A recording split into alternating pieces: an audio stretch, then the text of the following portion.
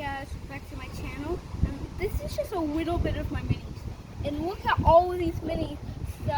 This is just a quarter bit of all my Thomas and Friends minis. And this should have been connected.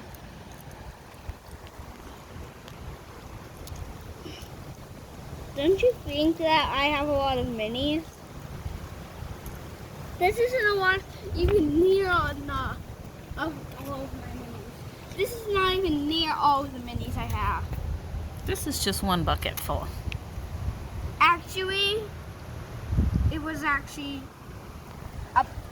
a super small bucket with an Easter egg with one inside. Yeah. How many do you think are here? About 200. No, not that many. I wonder if you could pull it, if they would drive or come apart. Try it and see. Well, I've done it before, but not on concrete. Not working on concrete. Let's see, over here, maybe this will work. That works. Whoa, it's working. Whoa! Here, do that front one, pull it and I'll video it. It's moving. They're like, wee! That's a lot of trains. Chugga chugga choo choo chugga choo choo choo chugga choo choo. Here he comes.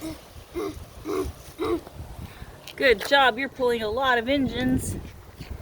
Spencer,